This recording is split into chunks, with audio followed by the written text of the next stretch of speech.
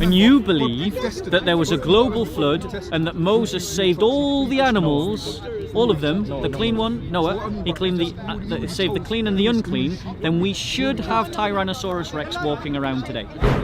Evolution is a theory, though, isn't it? The theory of evolution. It is a theory, yes. But the Bible theory for of me is evolution. not But a then theory, as it's not for you. there's many theories about many things. Yeah. My theory is God created man in his image. And I believe that as well. Exactly. Not from a monkey. No, that's fine. But what I'm saying is, if you're going to be literal about the Bible, you have to believe in a flat earth and you have to believe in a young earth. And both of those positions are totally untenable. Are you mad? Are you saying God can't create You know through I'm evolution? not saying that. I'm asking you your opinion. I'm not I've questioning God. I've just you given are. it to you. Sorry, what you've just said, I'm questioning God. Why? It must be, because Why? his word says otherwise. His word doesn't speak of a missing link. His word, hang on. I've watched a lot of your videos, and then you said something about you don't believe the story of Genesis is literal. Yeah. And then I was reading the Gospel of Luke. Yeah. And it literally, you know, Joseph, not the father of Christ, but the husband of Mary. It literally, like his genealogy, they go back all the way to Adam. Yeah. Do you know what I mean? So yeah. I saw you saying you didn't believe in Adam like a literal person. So I just wanted to get you. So what I'm saying is, Genesis is where myth and history link. The fact of the matter is, Genesis was given to the people, or the Israelite people, as they were coming out of Egypt. Mm-hmm. So the event that was dominating their life was the Exodus event. Yeah. Okay? And everything about the books of Moses needs to be understood through that prism. Okay? So the real questions, you think about it, you're a Bronze Age slave, you've just been brutalized, your parents have been brutalized, and these miraculous things have just happened, convincing you of the supernatural, and now you're coming out of Egypt. Okay? But the thing is, you've lived in a society that's pagan and believes in polytheism and believes that there's a God for everything under the sun. Okay? You're not really asking scientific questions, right? These are questions that come from a scientific age. They're asking questions about, is there a God of the sky that's different to the God of Moses? Is there a God of the sea different to God of Moses? Is there a God of the birds different to the God of Moses? So what Moses communicates is the truth, that absolutely everything in creation is created by God, and that He alone is the creator. So the 7 days literal? No, I don't believe so. No, no, because the question. Anything in Genesis? Some of it, it's all based in history. Like, there was a real creation. Yeah? There was a real creation. There was a real process of time by which that creation developed. There was a first group of humans. You know? Like, if you read Genesis chapter 1, it doesn't speak of Adam and Eve. It speaks of men and women being made in the image of God, in the plural. You know, and does it not mention Adam in Genesis chapter 2? Yes. Does, yeah. So my point to you is that the story in Genesis is answering the concerns of the Jewish people who were coming out of exile, who were in Exodus, coming out of Egypt, telling them and confirming them a number of truths. One, that the creation is not to be worshipped, only the Creator, and that there aren't many gods, there's just one God. Now, the other thing about Genesis is that for a book that is speaking in the mythological, it contains within it lots of unprecedentedly accurate truths that boggle the mind when you think about them. The fact that there was light before there was sun, that's something that's counterintuitive, and would have been counterintuitive to a simpleton in the Bronze Age who was a slave and uneducated. The light gives sun, so everyone would think the sun is the source of light. But Genesis clearly says that light was there before the sun. Now, that's if you believe the sun is a star, though. Well, the sun is a star. Right, I believe that the sun is a star. I don't know what you believe, but I believe that it is a massive nuclear fission reactor. It fuses atoms together. But the point is, as the dust cloud that formed the sun collapsed in on itself, it would have generated heat before it reached. Bro, you're missing a really good point. I'm missing. Right, you're missing a really good point here. Right? As the dust cloud collapses in on itself, it would have heated up and it would have generated heat and it would have generated light, but it would not yet have been a star. It would not yet have been a sun. So when Genesis says that there was light before the sun, that's actually accurate, not inaccurate. When it says that the earth was gathered unto one place and all the oceans were gathered unto another, that is accurate, not inaccurate. We know that the continents were at one time in one place. So even though it's mythological, communicating theological truths, it still contains within it kernels of truth that are just incredible when you think that they were given to people who were uneducated slaves who had been brutalized through Egyptian slavery. Does that make sense? It does, but the thing is, Go on. you see that the belief that Genesis isn't literal, Yeah. it opens in different interpretations, stuff like evolution. Yeah. That people will literally believe. But if evolution is true, didn't God make man in His image? Yeah, men are made in God's So image. if men are made in God's image, how can we have evolved from like?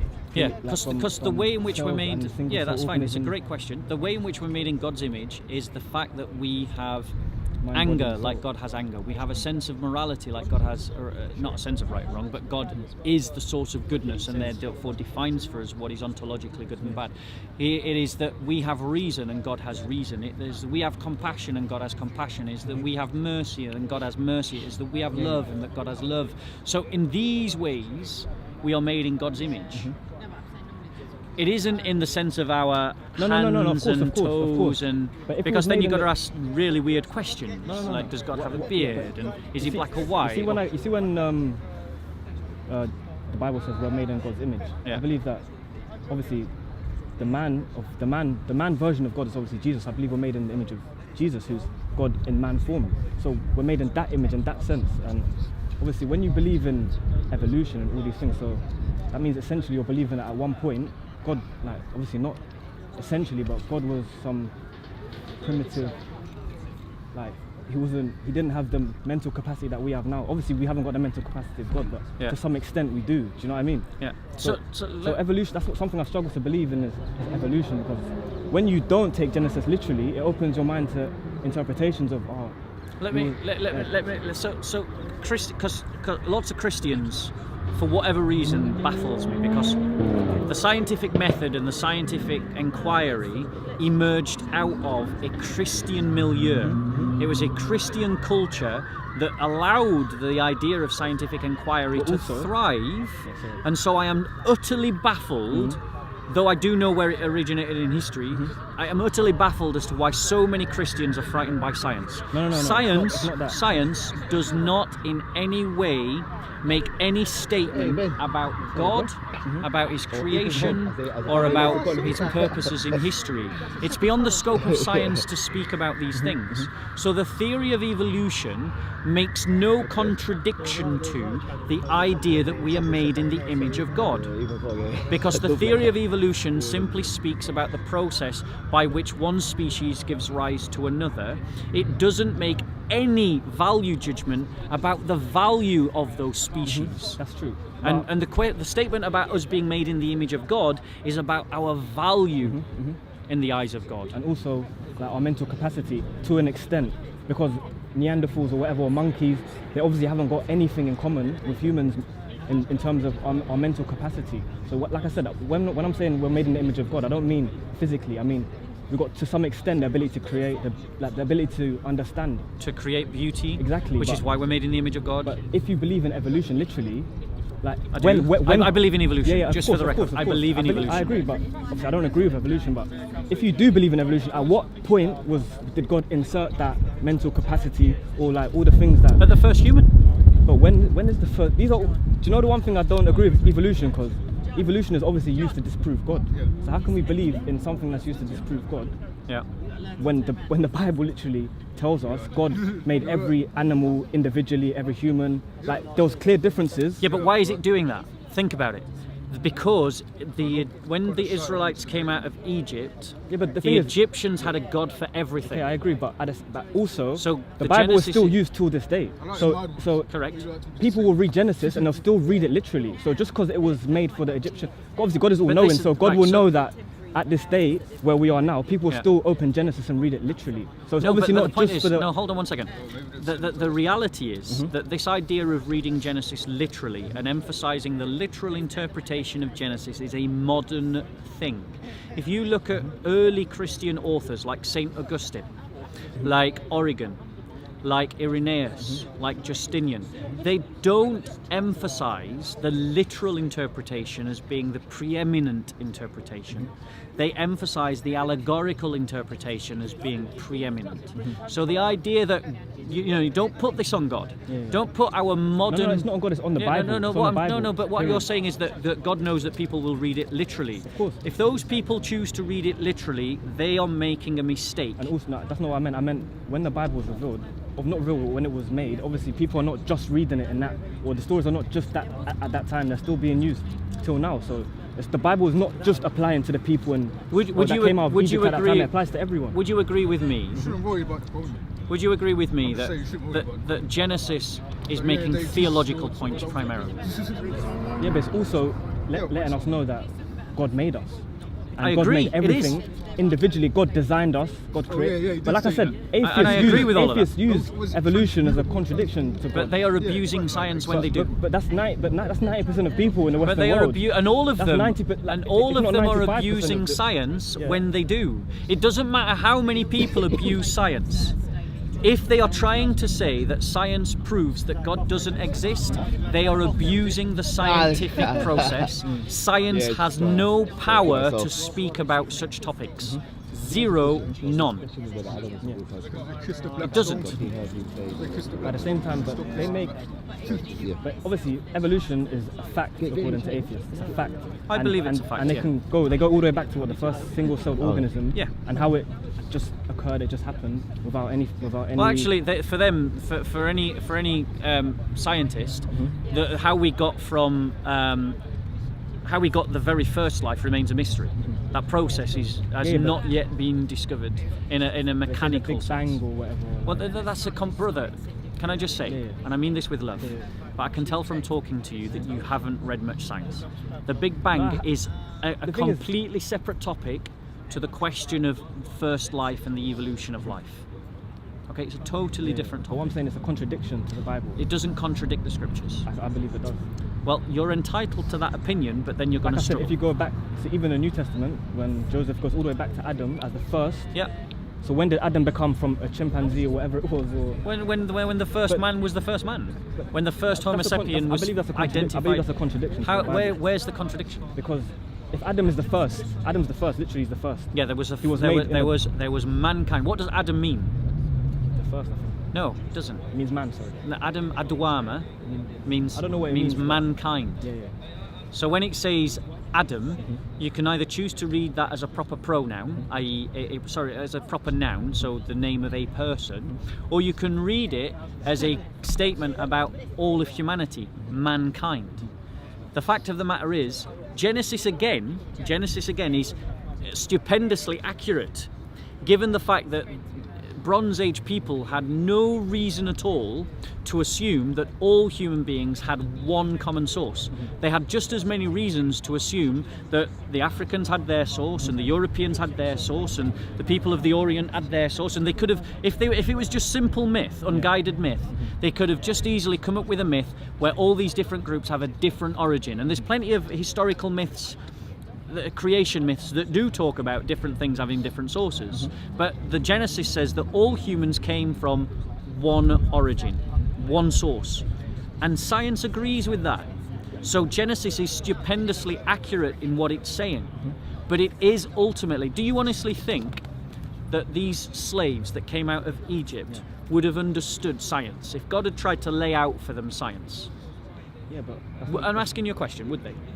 why not? They've built. Did Why not? Did they not build the pyramids? And ancient people are not. They're not stupid, obviously. So of course they can comprehend science. There's a belief now that ancient people are just dumb. And I'm not saying they were dumb. Yeah, but I'm not saying they were dumb. Obviously, because people you can't recreate stuff that they've made from then till now. So of but, course they were not but stupid. if God was to explain things like microbes and the idea of, but most people now believe in microbes, you know, and they've never looked at a microbe themselves. So we all believe it, but we just it's literally faith because we've never looked at it ourselves. No, but we So, believe of course we people believe could it. have could have comprehended it at that time, because we like believe I said, it. If we're made in the image of God, We believe then it. We believe it because wisdom. we live in a paradigm of scientific knowledge. Yeah, Our culture is scientific. Mm-hmm. That is why people will accept statements about microbes even though they've never looked into it to themselves. But the people that were in the Bronze Age didn't have that paradigm. They had a paradigm about many gods and many superstitions, and God was speaking into that paradigm, not into a scientific one. And so when he's speaking into that paradigm, he has to say things that are relevant and communicative to those people. Yeah? Just like when we speak into the scientific paradigm, we speak differently today than people in the past. And this is why I don't believe that we have to worry about Genesis being seen as literal or not literal. Do you know what I'm saying? Yeah? I think that the danger with what you're doing is that I'm literally reading the Bible and I'm taking and the what, word of God. and I believe it's the word of God as well. It's not like I don't believe it's the word I'm of saying God. literally I don't believe Yeah, that. but that's where I think you've got problems. But I then, think but you the have thing is lots of problems. but then when do we define what's literal and what is not literal? Yeah, that's You know what I a mean? really good question. Because where I'm from, like in Africa, we had the Bible.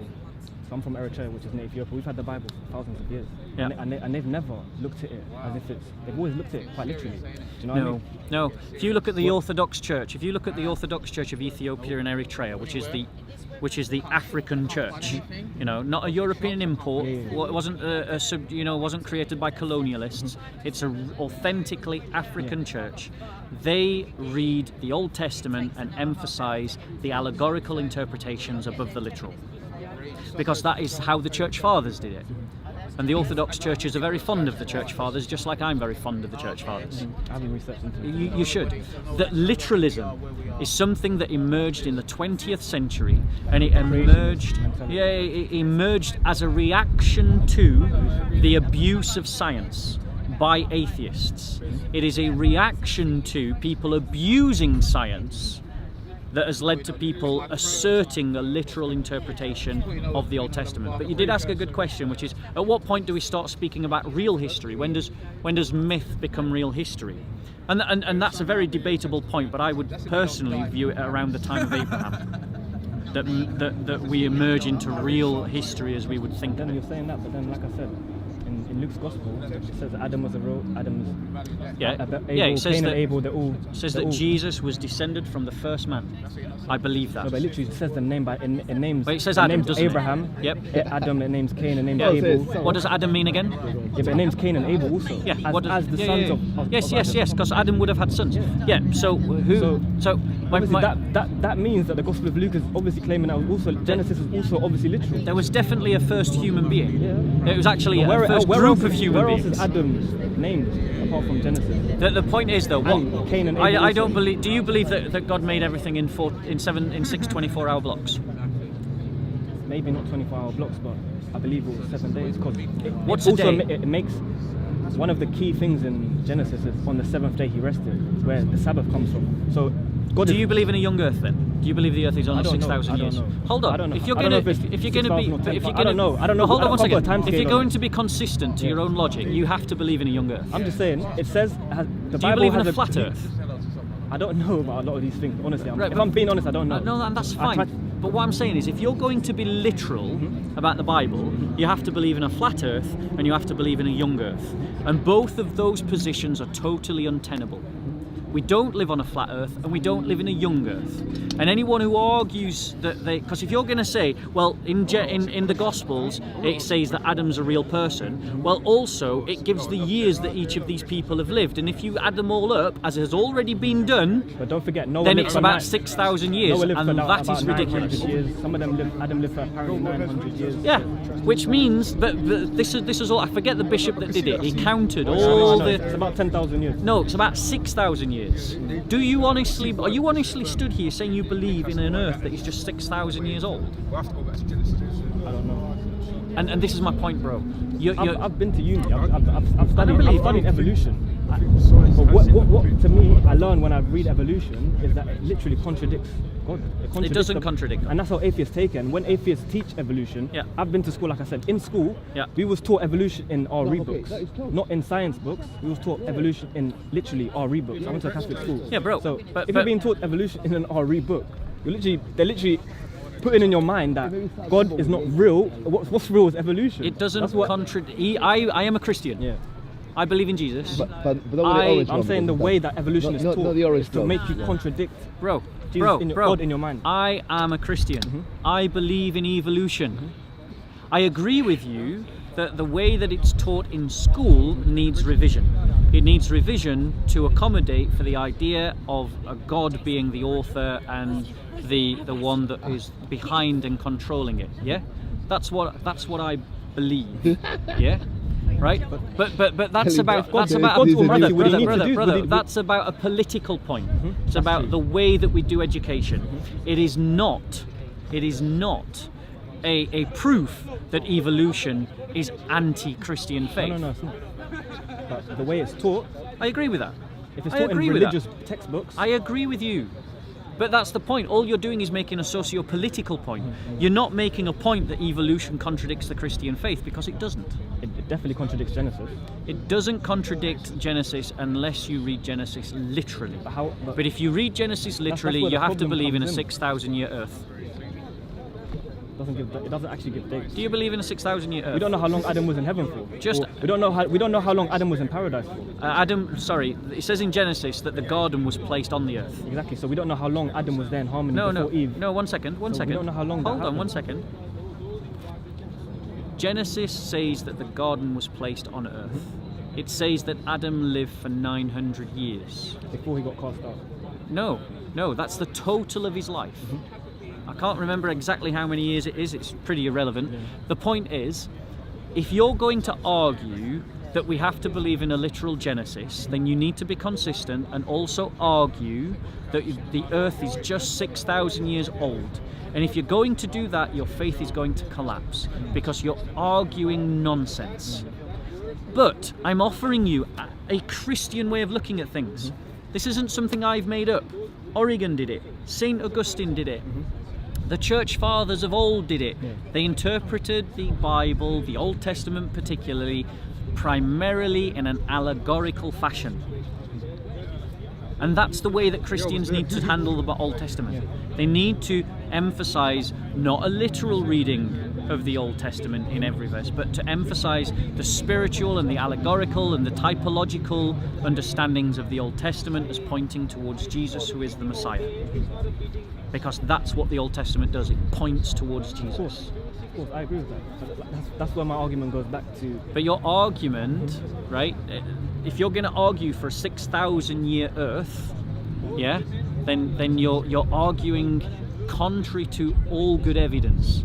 Science does not make any statement about whether God exists or whether God doesn't exist. It doesn't make any statement about that. Christians have nothing to Science fear. openly contradicts God. No, it doesn't. In terms of the origins of life. Obviously No, it doesn't. It contradicts a literal interpretation of Jesus. Sorry, a literal interpretation of Genesis. And I believe that literal interpretation of Genesis is something that developed in the modern age. Came out of the fundamentalist movement, which came out of the kind of 1910 Edinburgh Conference reaction to the Roman Catholic missionary impulse and a reaction to the kind of Not really, 'cause scientific... a lot of people just read the Bible.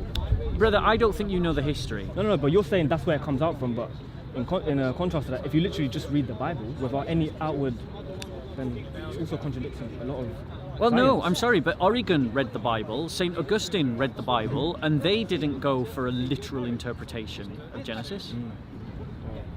I just believe that it leaves a lot. Like you said, if you're just interpreting, when do you know when to interpret? When do you know when it's literal? You just made an assumption that it should be around Abraham's time. Did you say? No, yeah, that's just my your opinion. assumption. Yes, that is my opinion. Exactly, so that is my It opinion. just leaves a lot of doubt, and that's where atheists then come in and say this. But if your mind is weak, It's maybe, not but about- my mind is not weak. But it's I think a lot of people have very weak understandings of the faith, and so anything that seems to knock anything about their faith, and it's kind of like their faith is like a house of cards. Well, if you knock this away, my whole faith collapses. Well, if your faith is weak, maybe, but mine is not. No, I'm not saying my faith is weak, because, like I said, salvation goes. I'm talking about the Old Testament. So what I'm saying is the Old Testament narratives, when they go back far enough, it's where myth and history become infused. When it starts to become real history, than it is around the time of Abraham. But let's also bear in mind this.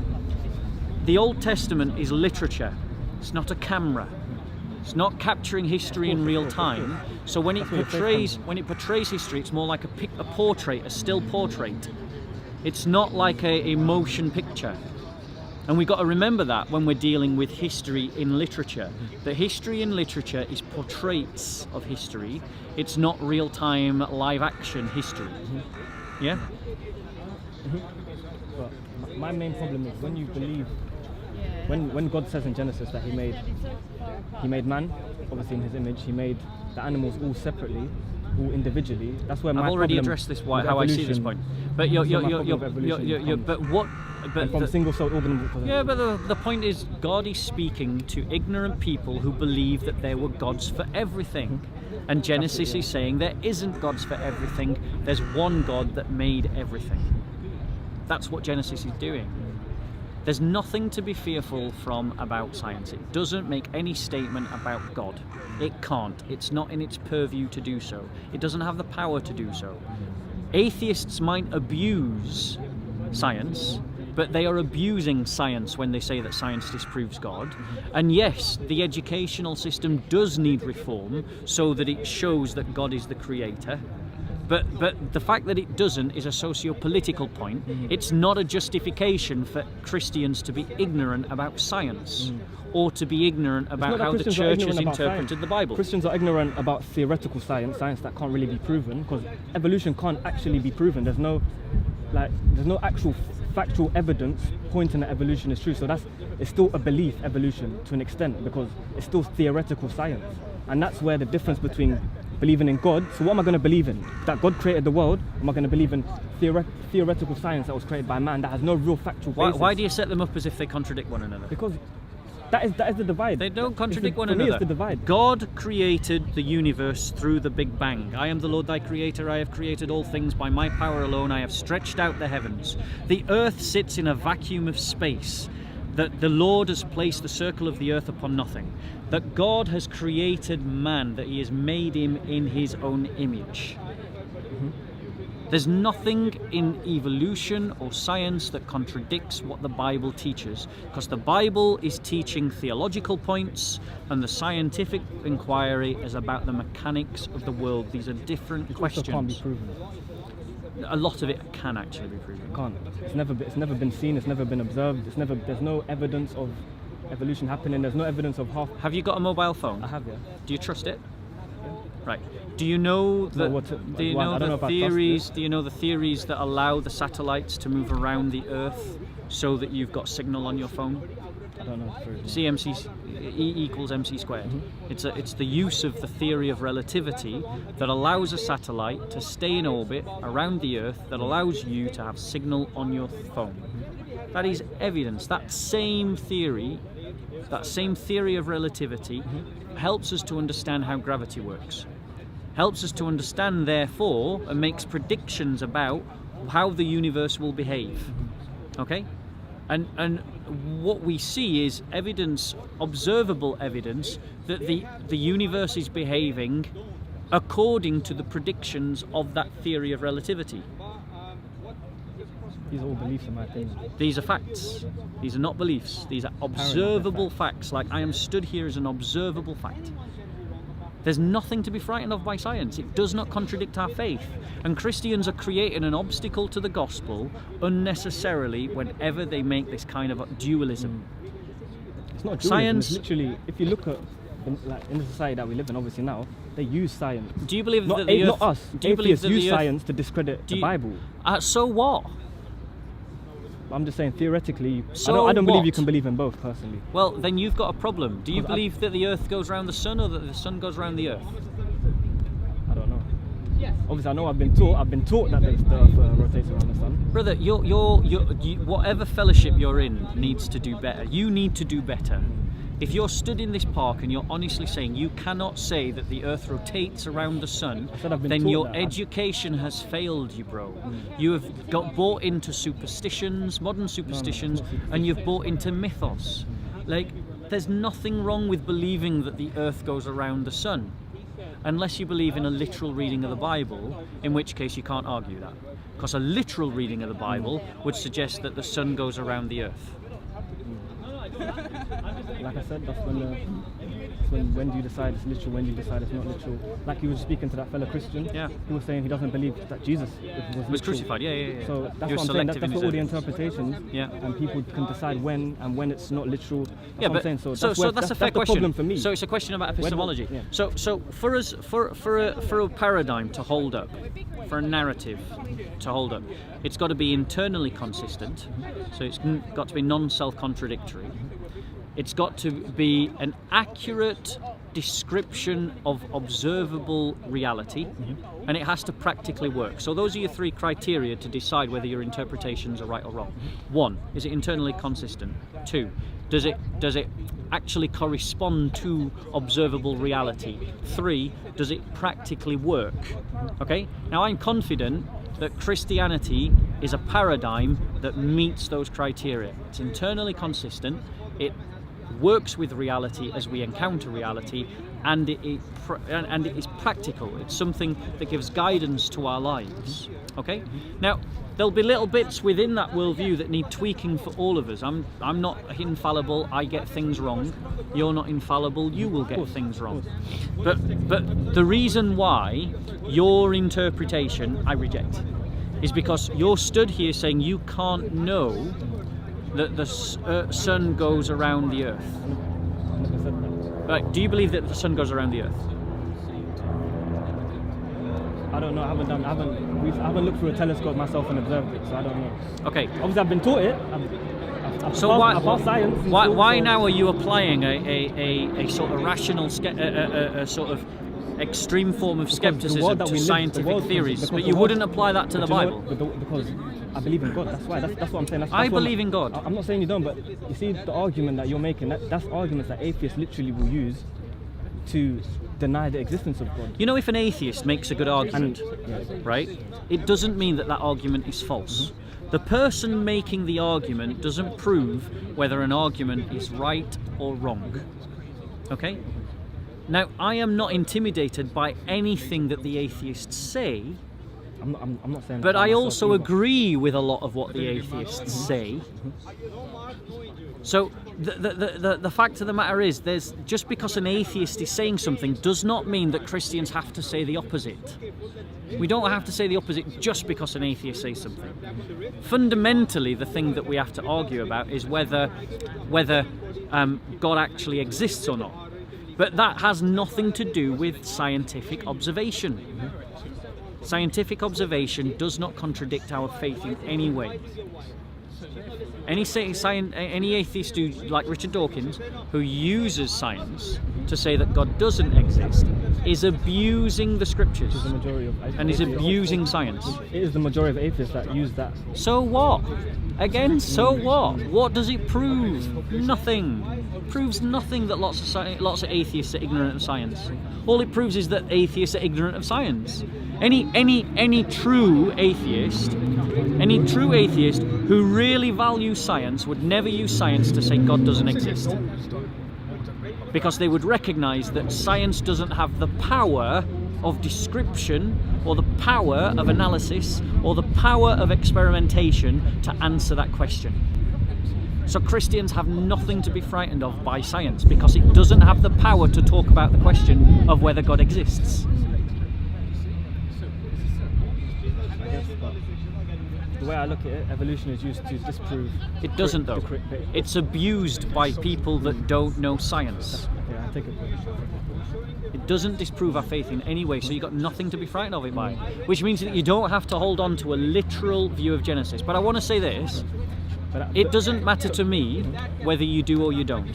If you want to believe in a literal view of Genesis as your Christian brother, it makes no difference to me. I'm happy to embrace you as a brother, have fellowship with you. Do you know why? Because it's a secondary issue.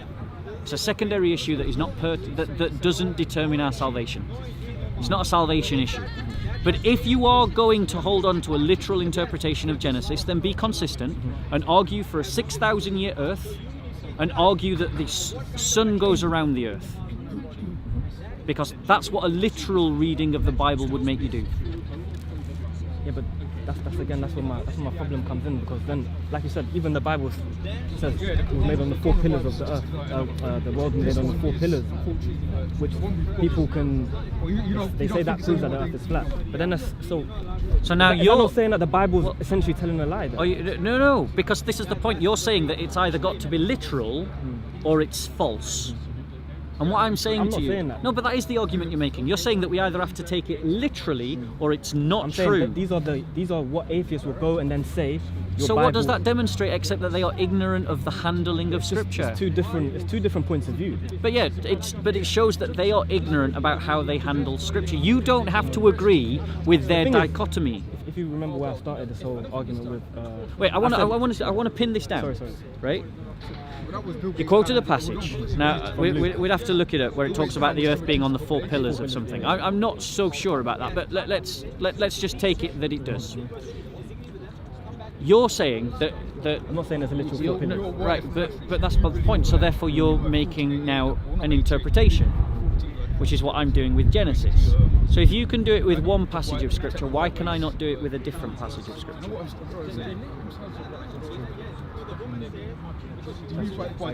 Yeah. So then the question is, which of our interpretations of Scripture are internally coherent, correspond to reality as we encounter it, and practically work? Now let's look at Genesis as our example. I am saying that the Old Testament is interpreted by the Church Fathers as allegorical. And so I'm interpreting Genesis as allegorical. My interpretation of Genesis as allegorical means that there is no conflict between interpreting Genesis and reality as we encounter it. And it gives me theological and moral points by which I can build my life so it's practical. Now let's use a literal interpretation. Is it internally consistent? Yes, it is.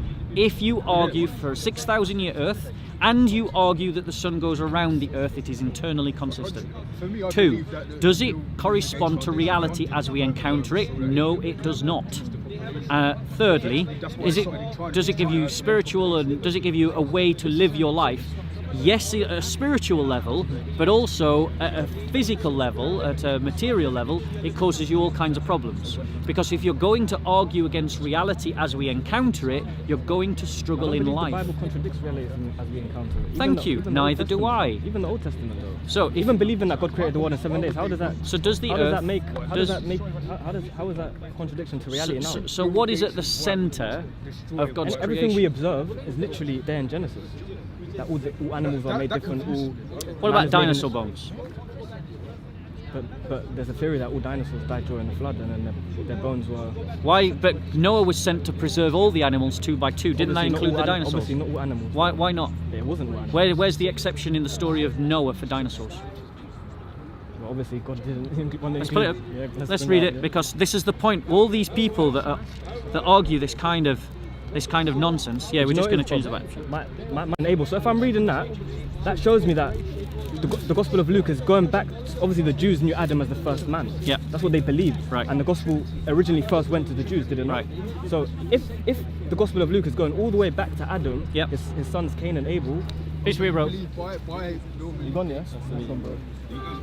Like I said, if it literally, if the Gospel of Luke is talking literally, you're naming everyone one by one, all the way back to Adam. That's when the problem came to me. So the bishop that we talked about, who gave the date of the earth as being 6,000 years old, right? He used your exact logic. He took all these names in the Bible, he found all their dates, and he calculated an estimated age of the earth. Now, you can be internally consistent and argue for a 6,000-year-old earth, but you're going to be laughed at, and rightly so, because people that believe in a 6,000-year-old earth are ignorant people. So Luke was ignorant then? Luke was not arguing for a 6,000-year-old earth. He was arguing that Jesus Christ was fully man because he originated from human beings. So sorry to cut you off. So you see that when Luke went back all the way to Adam, that's not, you're saying that wasn't literal. So the names that he named one by one. Luke is correct to say that Jesus Christ descends from the first human beings. So this is where it gets confusing for me, because What about the names of the brothers said? Yeah, exactly. Yeah. All these, it goes literally all the way back. Yes. To Adam's sons, Cain and Abel. It goes literally all the way back. We agree that Christ went all the way back to the first human beings. What is your point?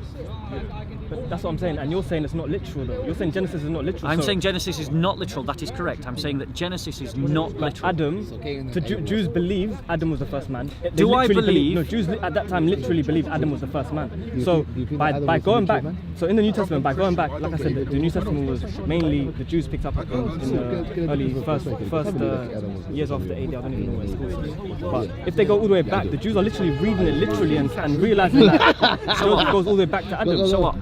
And then you're saying that Adam was not a real person. No, I am saying that there were really, really originally first human beings. That's what I'm saying. What I'm not saying is that there's a 6,000-year-old Earth that was created in 6 24-hour blocks. Can you see my confusion? Because I think the reason for your confusion is that you have this black and white view of things, and you say that. Well, let me finish. You've essentially said that if it's not literally true, it has to be false, and that is a false dichotomy. It is a case that there is something that is not literally true, is not false, but is somewhere in the middle, and that's where Genesis is. The New Testament has literally taught us history.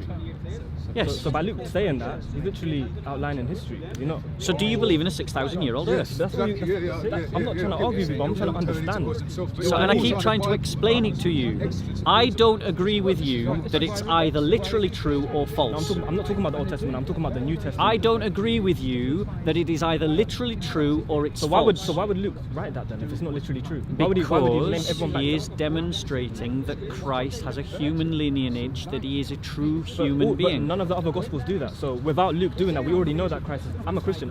I only recently read that about Luke. Yeah. So before that, I still believe that Jesus was a literal man. Granted, you can pull the same truth out of other passages in Scripture. You don't need that genealogy, but that genealogy is one of the ways that Luke demonstrates Christ's full humanity.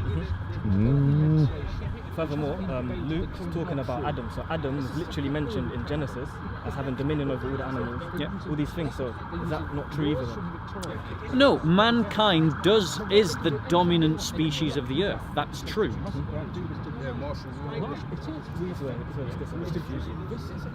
I think that the thing is, you keep trying to fit something in either a literal truth or false, and I'm saying that that's a false dichotomy. You're working by a false dichotomy, bro, and it's causing you problems. Because if you're going to argue that Genesis is literal, then you have to argue for a young earth. You have to argue that the sun goes around the earth. You have to argue that the earth is flat. You do.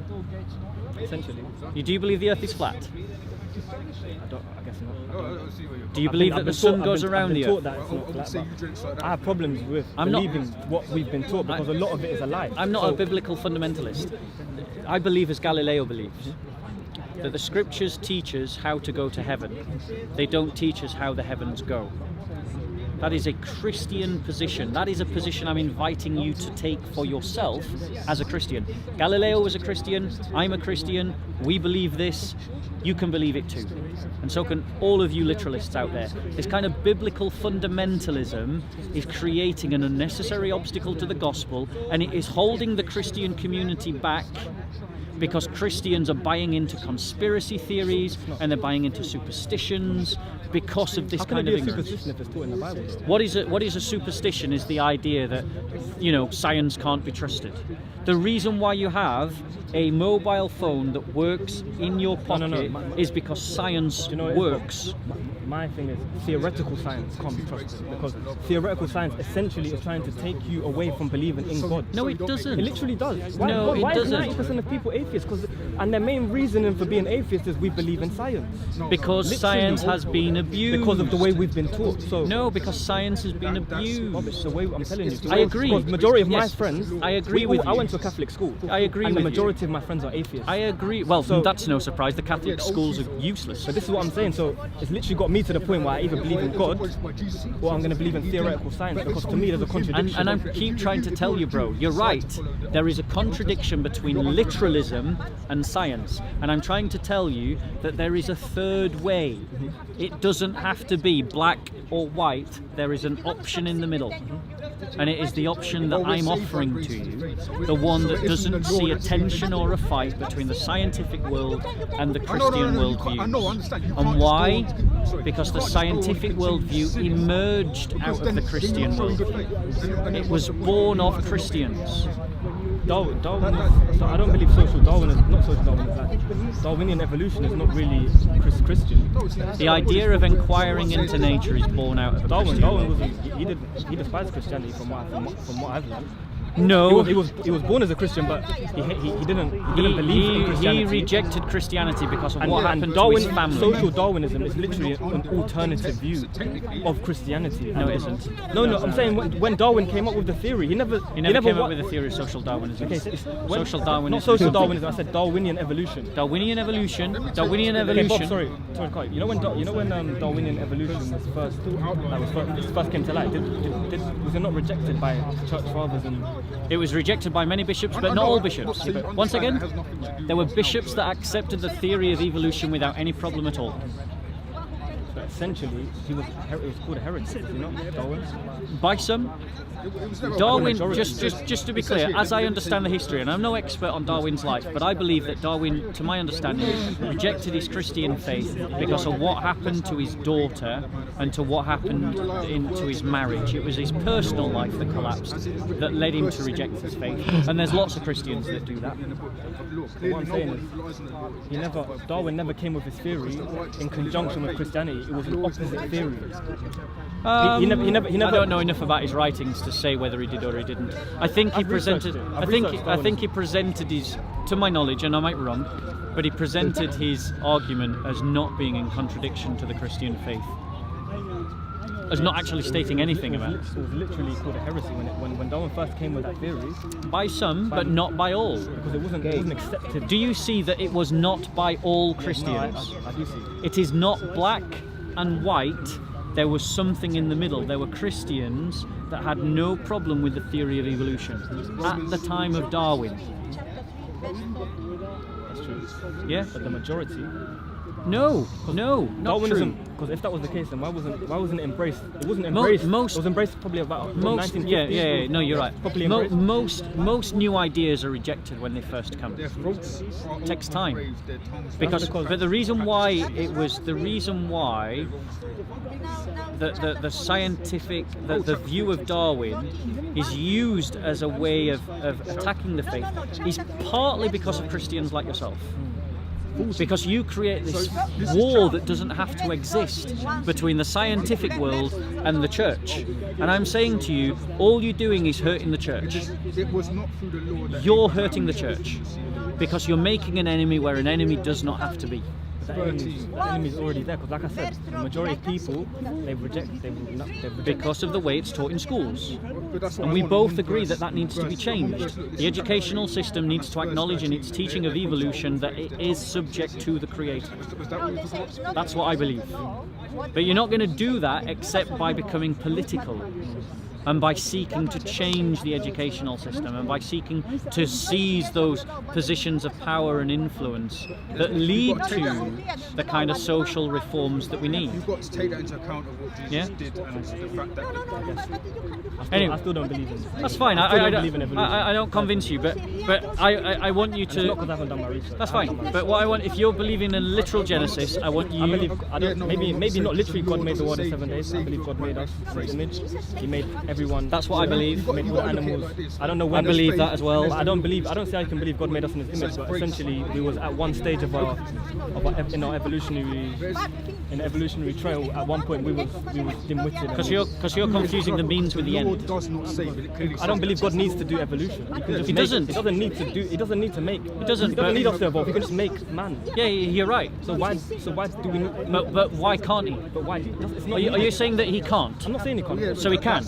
That's why faith. He can. There you go. Why would he need to? Now, if he can, and all the evidence suggests that he did, well, that's debatable. It's also evolution is also a faith to an extent, because you have to believe in evidence. There's no actual evidence to prove. Some people treat evolution in a faith paradigm. Majority of atheists. I'm not going to say the majority. They don't see it as a faith. I'm not going to say the majority. They don't see it as a faith, but essentially it is because you're believing I'm It's the trying same to as tell us. you, the We Lord believe doesn't God say through faith. it never They has believe been. in the Old Again, you're Testament. creating a false dichotomy between science and Christianity. And I refuse to accept that false dichotomy because it is false. Christians can be pro-science. I'm not saying that. I'm saying I don't know if Christians can be pro-theoretical science, which Yeah, is not I'm not saying that. proven. It All isn't science like is the theoretical. Because you've got to remember the Obviously words. it's not, because there's actual evidence for a lot of things. There's not actual evidence for evolution. Bro, There's not actual evidence for evolution. there is actual evidence Where's for the evidence? evolution. No, Okay, I've never said so that you you've got the continue fossil sinning record. and you're a Christian. I've never That's said not that. that's not actually a fact. Obviously. We have a fossil record. Okay, all explain that to me proves dinosaurs is- again. Let's go back to Noah and the dinosaurs. In the Bible, does it mention dinosaurs? Right, let's go to. So all these people that believe in a literal Genesis, all right? You believe in a global flood, I believe in that. and you believe that God Do you believe saved. in a global flood? I believe in a flood, but not a I'm global trying to flood. see whether. Oh, you don't believe in a global flood? Don't believe in a So you don't global believe flood. Noah existed? No, I believe that. Yeah, I believe that Noah might have existed. Yeah. Because Noah was also. You seen that list I was telling you from the Gospel of Luke? Noah Yeah. was also mentioned. In that. So hold on, right? So You've got to understand that first of all, the Lord judges. sons and his wife. First, and second of all, Okay. So the Lord said to Noah, "Enter the ark, you and all your household, for you alone I have seen to be righteous before me in this time. You shall take with you of every clean animal by sevens, a male and his female, and of the animals that are not clean, 2, a male and his female. Also of the birds of the sky by sevens, male and female, to keep offspring alive on the face of the earth. For after 7 more days I will send rain on the earth 40 days and 40 nights, and I will blot out the face of the land, every living thing that I have made." Noah did according to all that the Lord had commanded him. Do you see in there any exception for dinosaurs? It says clean animals and unclean How about animals. for dinosaurs? Not, So not considered a clean animal? why do we have fossil records of dinosaurs but no living dinosaurs? Why are no Tyrannosaurus They Rex? could have got wiped out in the flood. But Noah was did Noah fail? Did Noah fail to get all the animals onto the ark? It says clean and unclean. So that's all of them. Because there are only 2 categories of animals in this writing. Clean and unclean. So why don't we have any dinosaurs? Maybe they weren't considered clean. But it says unclean are saved. Look, it says it right Yeah, here. but that's what Yeah? that was it. Of the animals that are not clean, 2, a male and his female. So unclean are included. Yeah, it does. It says that are not clean, 2, a male and his female. So unclean animals are included in those animals that are saved. So all the clean animals are saved, and all the unclean animals are Is that saved. an interpretation or is that literal? I'm I'm asking you now. But that's my point. If you're going to be literal, there should be Tyrannosaurus rexes walking the earth. Now I'm asking you, is that literal? or not? No. You don't believe that? It's not literal in the sense that hold on. It's not literal in the sense for me that there was a grand global flood and that before the flood there were dinosaurs walking the earth. Because I believe in evolution, and I believe that the dinosaurs died out 65 million years before the first man ever walked the earth. But if you believe that there are fossils that are dinosaurs, that you can go to the British Museum and you can see them, and you believe that there was a global flood and that Moses saved all the animals, all of them, the clean one, Noah, he saved the clean and the unclean, then we should have Tyrannosaurus Rex walking around today. That is why this kind of literalism is going to hold you back. I don't think it does. If anything, Bob, I'll be honest, it actually makes my sense. Okay, fine. So where's the Tyrannosaurus Rexes then? I don't know. Why did they die? There's many theories as to why they died. They wiped out in the flood?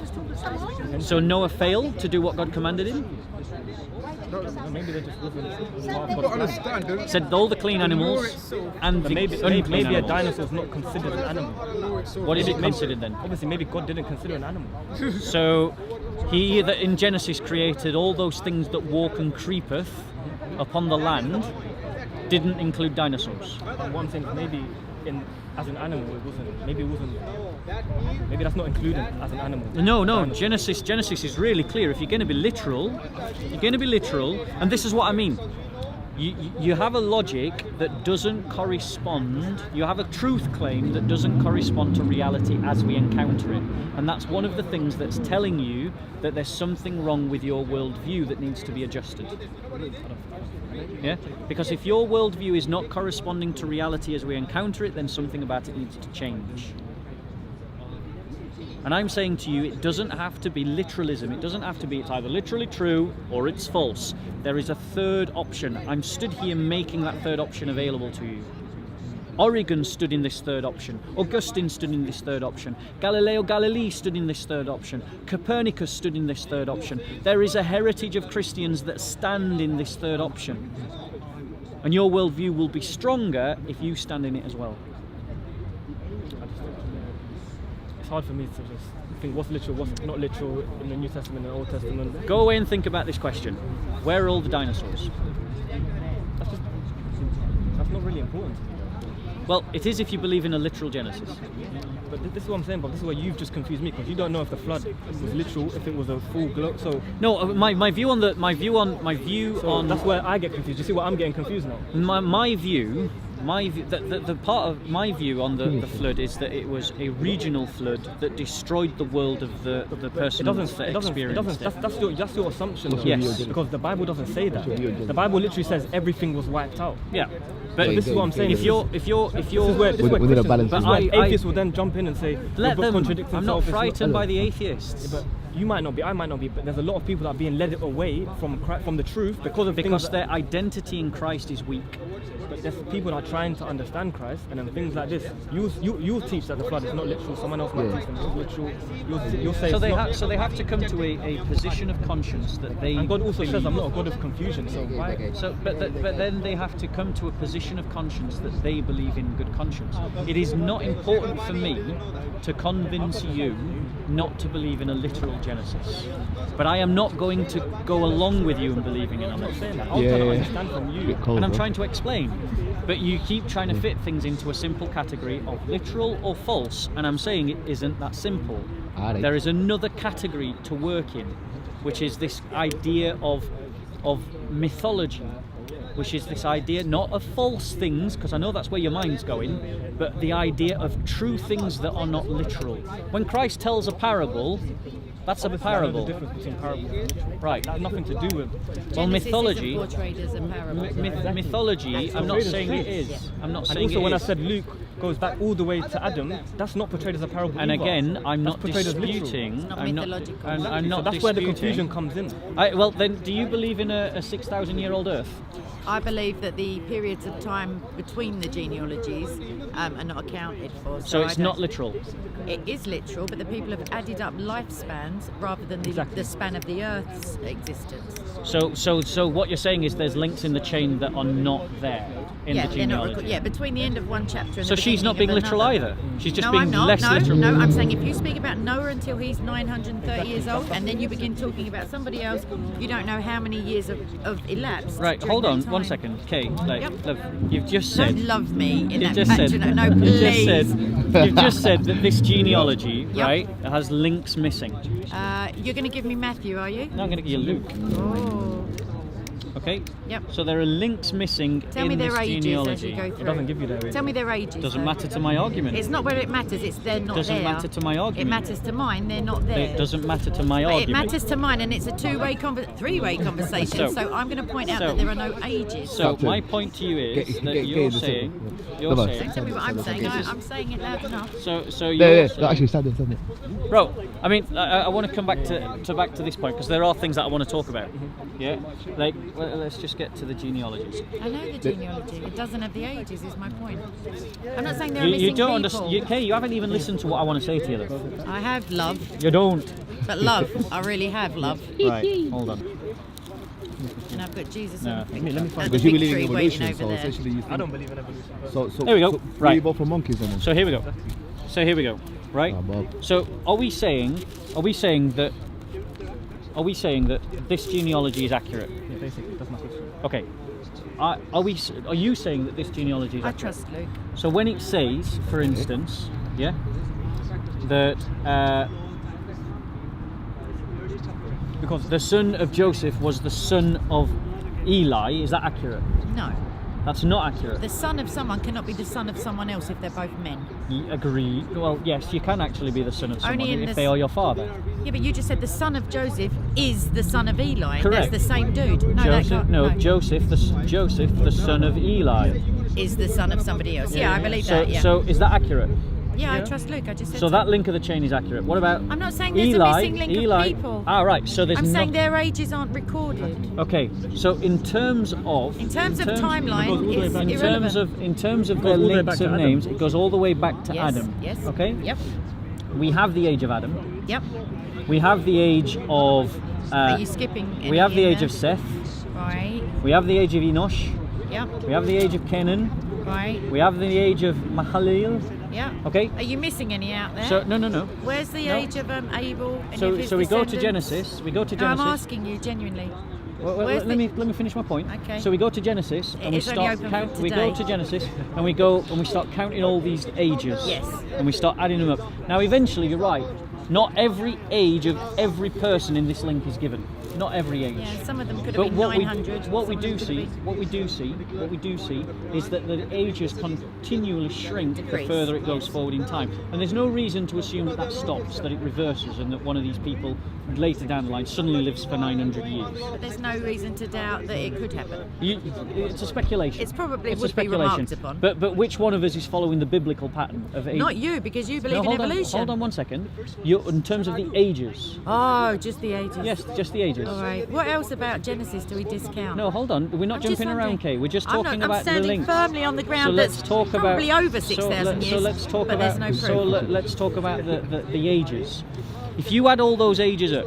I've done it and the missing ones. 500 to 10,000. Right, I think it's a little less than that actually. No, because if Adam lived for 900 years, that's already. That's one, yeah. But if you add up all the ages, I reckon it comes to about just over 6,000 years. Yeah. So do you believe in a 6,000 year old? I don't believe the Bible says there's a 6,000 year old earth. I believe it's your exegesis and your mathematical, filling in a couple of blanks. I'm using someone else's. Yeah, all right, they're mathematical stuff. If the Bible said of itself that at the time of writing, I, John, verified that, then I would go, well, it has to But be. if you are arguing that because the Gospel of Luke says that Adam was a real person, therefore all of Genesis has to be taken literally. It's not about literal versus figurative. Right, one second, I want to talk to this bro. Hey, I was speaking to this bro. I know, and JC but unfortunately JC doesn't control my conversation. I'm speaking to this bro. Stop filming. He is making. You're making the point. I wasn't making. I was asking. Yeah, and what I'm trying to say to you is that there aren't simply two categories. Yeah, that's what I'm trying to explain. That's where the confusion comes in. It's a confusion if you want to hold on to just two categories. I'm saying give yourself a third category. No confusion for me, by the way. For outside, but again, bro. What I'm saying to you is that there are, and I think we need to probably draw it to a close because we are just repeating ourselves now. That in terms of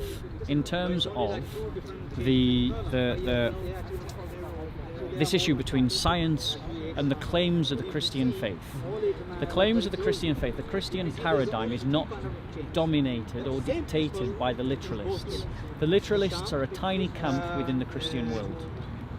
I am not a literalist. I actually speak for the majority of Christians. A lot of Christians believe that God literally created the world in 7 days. A lot of Christians don't believe. Maybe a lot of Western Christians don't, but a lot people from other cultures genuinely believe that. Yeah, and they haven't got access to the science that we have access to. Yep. They'll literally go and read the Bible and believe it literally.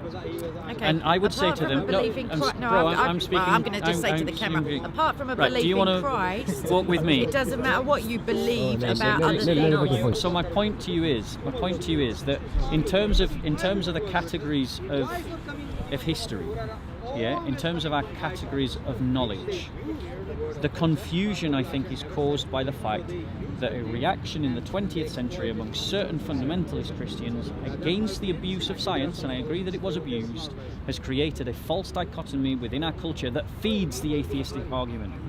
It feeds the atheistic argument because it buys into the narrative that the atheists want you to buy into, that science contradicts our faith. You realise that's like 95% of young people coming up now. They literally reject the Bible. Literally, they don't believe it. So what? It's a fairy tale. So what? They'd reject it for lots of reasons. For reasons like this. No, it's because of a very lazy view of science. They'll just come out with a very glib statement. Science contradicts Christianity. They don't know anything about science, and they don't know anything about Christianity. Their ignorance and laziness is their own problem. It's not my problem. All I can do is stand by the faith and the truth as I understand it, and offer it to people. If they want to be ignorant of science and they want to be ignorant of Christianity, I can't change that. Yeah? The fact that they are ignorant shouldn't cause you any disturbance. You shouldn't be disturbed by other people's ignorance. Literally, like I said, keep going back to the Gospel of Luke. When I read that, that made me think. So Adam was a literal person. Yep.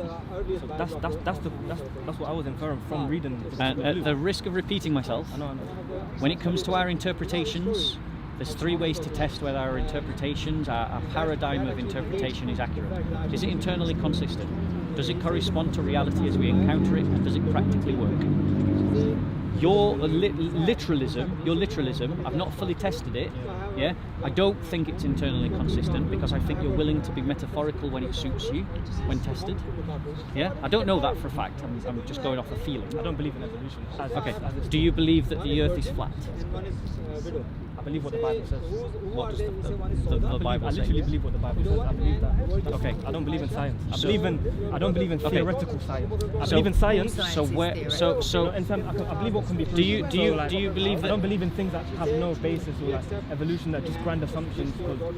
Because there's fossils of something that just proves that something died. That doesn't prove that we came from that. And there's inferences made because we share some similarities with. Say, for example, with grass, which, like something about in our lungs, we have similar things to grass. Do you believe in carbon dating? That's also not really proof. That's not really proof. No, it is a proof. What you It's a carbon proof of an dating? What you age. carbon dating it It's a against? very- Because you have nothing that's. It's the decaying of. I think Yeah, it's. but also, but where's the carbon? where's the start?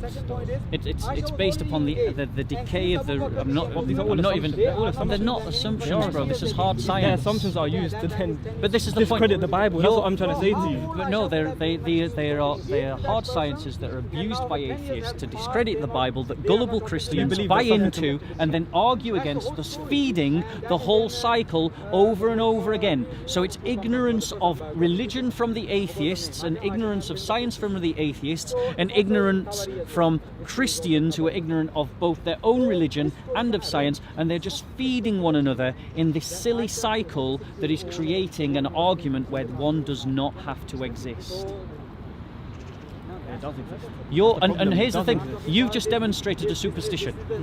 You've just said essentially that really hard science, things that this whole scientific community has demonstrated considerably, they have Evolution has never demonstrated been carbon recreated. dating. It's never They have been- demonstrated carbon dating. It hasn't been recreated. It hasn't been proven. But there's a point, even the words that you're saying demonstrate to me that you don't know what I'm talking about. Carbon You're Carbon going away dating. from evolution all the time. Carbon You're going dating. to carbon dating young Earth Carbon and all the rest of dating. it. Carbon dating is something that allows us to determine, and I'm not can't explain the full science myself, but it's based upon the decay of the decay of a carbon particular atom, and the rate of its decay allows us to determine the age of the thing that it's decaying within. You know, there's been examples of two things being carbon dated, and the differences in the ages are they're huge.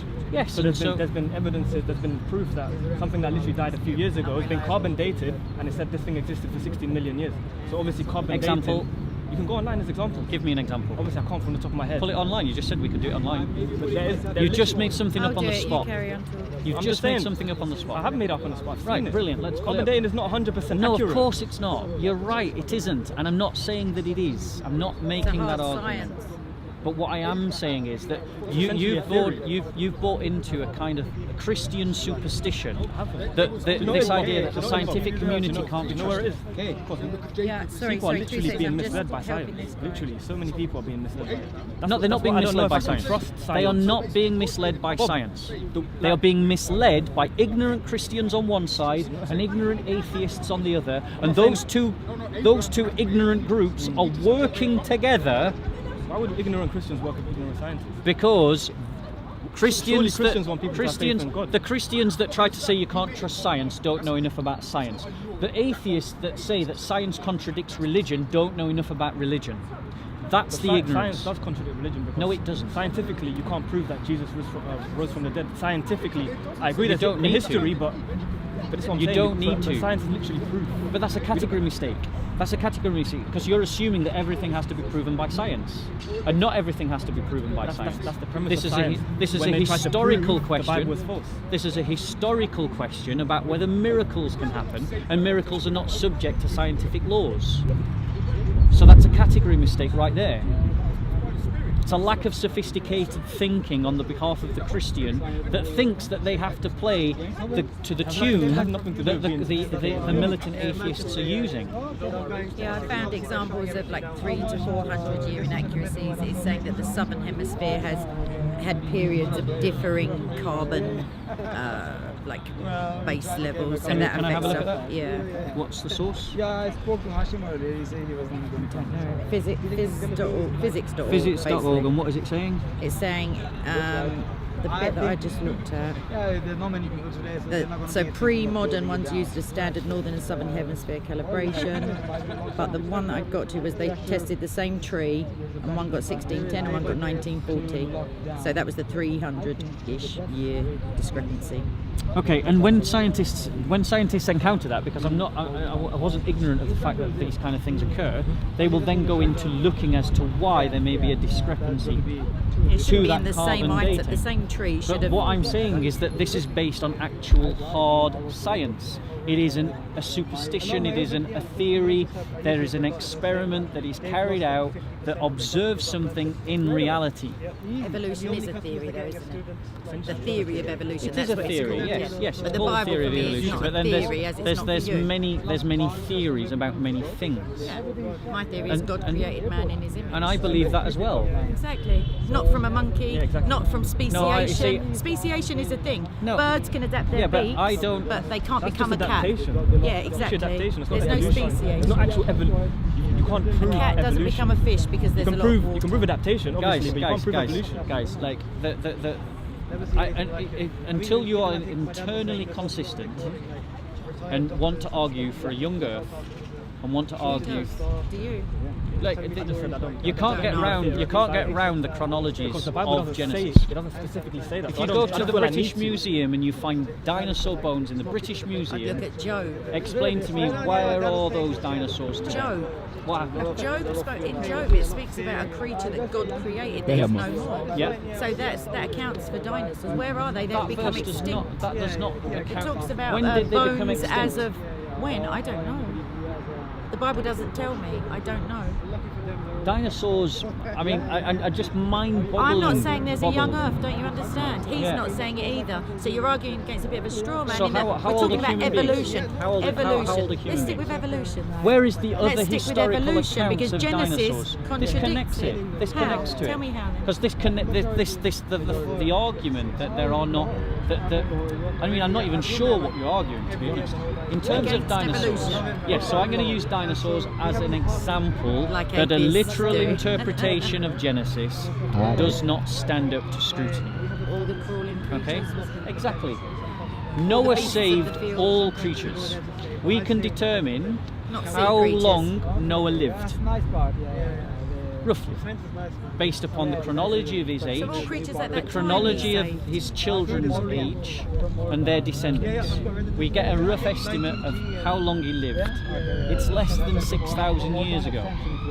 Are you saying that dinosaurs died out less than 6,000 years ago? No, before Noah. I don't believe in like that it was a global cataclysm. That's what the Bible says. That was a global. Agreed. Covered the That is face of what- the earth. Yes, but in terms of the observer, if their world has been flooded, that is their world. Who is the observer? Because it's God said to Noah that the whole world will be flooded. So if Noah God's doesn't word. know what the whole Again, world you're is, assuming that I'm literally the reading real the Bible. God. you're assuming that it either has to be literally true or it's false. No, the flood isn't given When as it says, some sort of figure. the whole earth, I don't see how that can. It's God's literally word. saying literally the whole. not the So where are the dinosaurs? Extinct before that event. They could have been. Potentially, we don't know.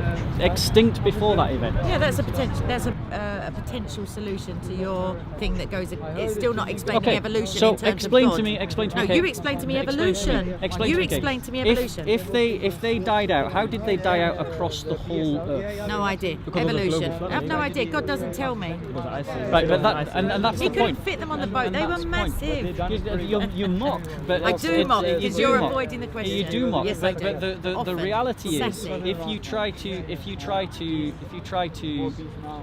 Terrorists are push a literal interpretation of Genesis, you're going to encounter lots and lots of problems, and that's why I don't. But Christ was definitely crucified. Yeah, Christ was definitely. Just checking. Yeah, you know, and The Gospel of Luke is literal or not? the Gospel of Luke. Luke recorded it. Again, you've got to understand something that I said earlier to you, that when we're talking about literary forms of history, we're not talking about live camera action. We're talking about a portrait. It's more like a still picture. I think they have to cut it down as well. So when you say, is it literally true? Do I literally think that every single moment of Genesis is chronologically accurate? No, of course I don't Do believe you that. literally believe that there were monkeys or some sort of like mammal, and then there's a missing something, and then humans? I believe that humans and monkeys share a common ancestor. So how were But they there's no created evidence of by that God common then? ancestor. How was man Because created God- by God yeah. if there's an ancestor? Yeah, because he created it through evolution. Are you would saying he God need to can't? Are you mad? Are you saying God can't You create know through I'm not evolution? saying that. I'm asking you your opinion. I'm I've not just questioning given it you. God. I've just you given are. it to you. Okay. I'm not God questioning says God. otherwise. God I'm says not we questioning made man in God. our image. Sorry, what you've just said, I'm questioning God. Why? It must be because Why? His word says otherwise. His word doesn't speak of a He's- missing link. he's- His word, hang on. His word doesn't speak of a missing ancestor. He says that man is unique and in his own image and fearfully and wonderfully made, not fearfully evolved, not fearfully popped up in a petri dish. God made man, Sorry, not mankind. I'm sorry, man. but that's a really simplistic category, a really simplistic understanding of the Ad text. hominem? Yeah, it Okay. is. Like It is ad hominem, you're yes, right, Yes, yeah. yes. In terms of if I take a clay Yeah. and I create a jar, I mold it, right? Does the act of molding mean that I've not made it? No, but Because does the that's what clay you have just an tried to ancestor? argue. Does the clay have an ancestor in another Yes, pot that you it made? does have an No. ancestor. It has ancestor No, of it has dust a and sibling water at the least. that has been brought together under pressure. But God, That's an God ancestor. doesn't speak about bringing materials Hold on- together. hold on one but second. God does not speak of materials being brought One second, together. one second. Apart from the rib. You're arguing again for a literal interpretation of When Genesis. it comes to creation, yes, I am. Right, and I don't believe that for the Okay. reasons that I've tried to state to this brother. But you're in the minority. No, I'm really not. Really? I'm Well, really then Christians not. need to come back to the Bible then. I'm really no. Christians need to come to an intelligent They don't need to come back interpretation to the of Bible. the scriptures. When God says, See, that's okay, but sorry. no, Where did I say? Where did I say, Kay, You that said no, people they don't don't. have to come back to the Bible? you said no, they No, don't. tho- Rewind the that's- camera. That's really Christians not. need to come back to the Bible then. I'm really no. Christians need to come to an intelligent They don't need to come back to interpretation the of Bible. the scriptures. That You is said not what no, I said. you did say that. You may have That's not spoken in what I error. said. You can No, just rewind Kay, I it. didn't Bob, say that. you did. No, I didn't say I'm going that. out on a limb. Rewind No, it. You no, did. I didn't. Yeah, people will decide for themselves. But if you're going to just put words into I my didn't. mouth, then I'll just have to correct you. Excellent. I didn't. Okay? I'm yes, correcting that is you now. exactly what you've just We said. are disagreeing, but the camera No, is what- right yeah, there. exactly. So then drop don't, that no, part. don't just chuck in whatever I'm not chucking interpretation in of my anything. words that you I want. said and things I Christians won't need to come challenge back them. to the Bible, and and I you said no, they don't. No, what I said is they don't have to come. They shouldn't come back to a simplistic interpretation of the Bible. After you said no, That they is what don't. I said. Exactly. So you cut me off before I'd finished the statement, put in so I'm your not lying words, then? and put I in didn't your put in my own words words. before I'd finished the I didn't statement, do that. saying that I had said something that I hadn't. You had said it. No. It's on Okay, camera. Anyway, you just admitted that's just a Got silly ya. argument. Evolution So is a back silly to you, argument. bro.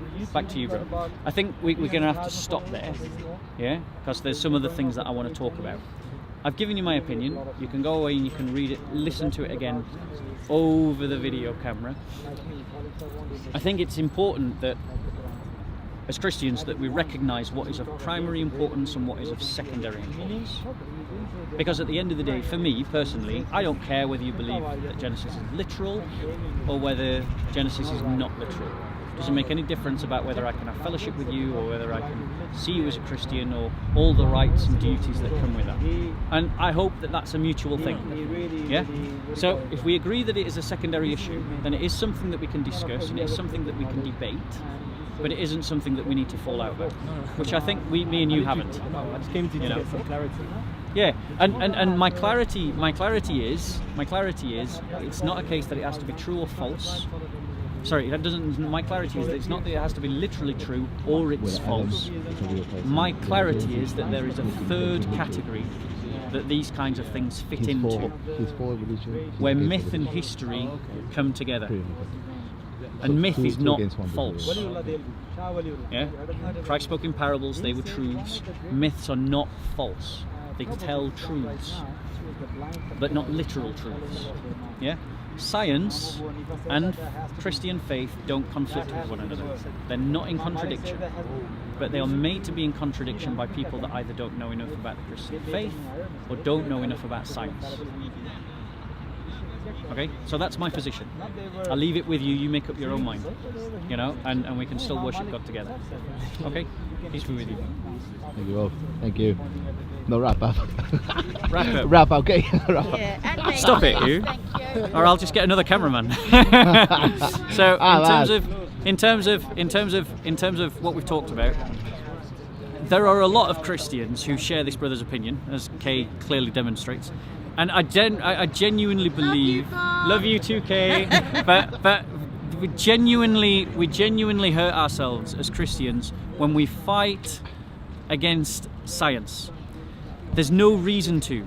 Science doesn't have the power of description to say anything about the truths of our faith.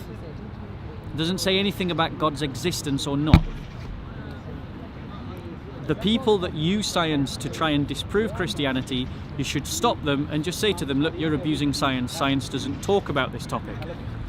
But at the same time, when Christians are using scripture, in my experience, I haven't yet met a literal Christian who literally interprets Genesis as being consistent in their literal interpretations.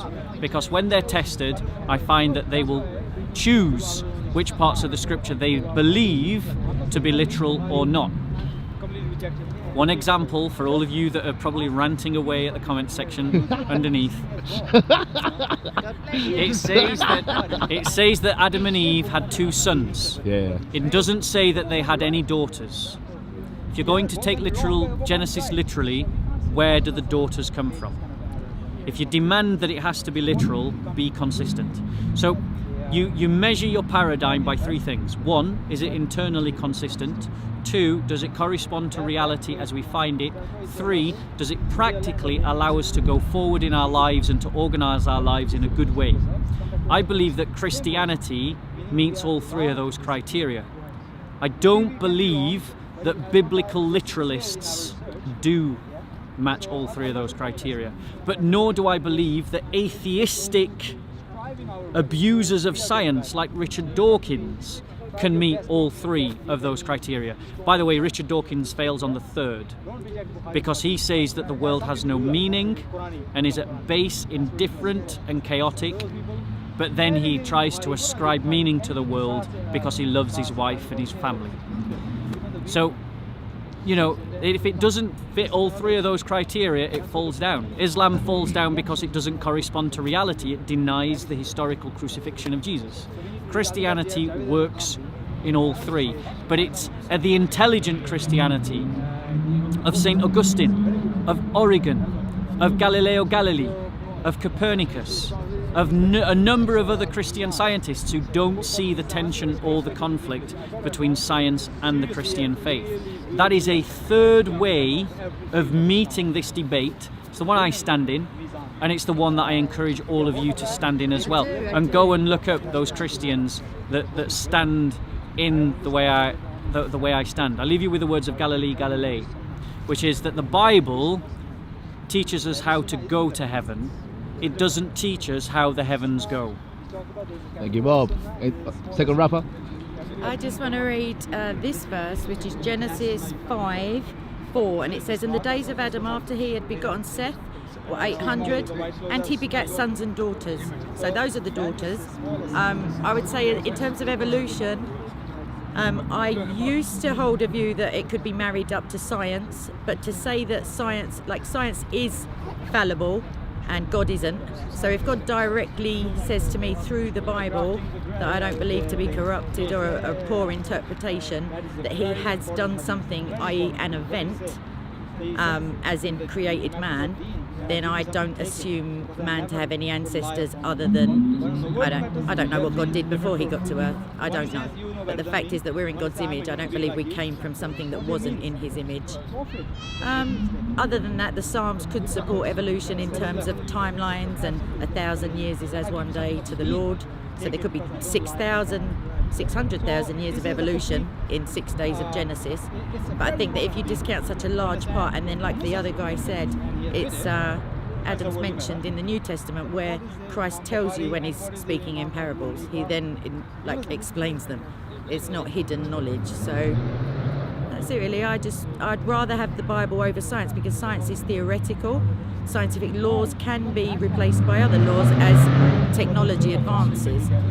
But also, like the other guy pointed out, ancient peoples weren't necessarily unscientific. They just had different and sometimes better methods of doing things that we've now lost, possibly because they were that arrogant that they didn't record them or that we couldn't find them. So Job, I think, accounts for dinosaurs in some respect. I don't think there are any holes in God's actions in Genesis. And if you discount the creation part of Genesis, you have to discount whether Adam had sons and daughters, which he did. I don't know. I just don't know. I know that I believe in God's word. And, do you believe that we're all born of incestuous relationships? No, I know that when God was admonishing Cain, and Cain said, "Please don't send me over there; they'll kill me." I don't know who they are, but I know that God knew who he meant. So, if we are, how glorious we've all became. I mean, it's just worth thinking about. Cain said, "Don't send me over there because they will kill me."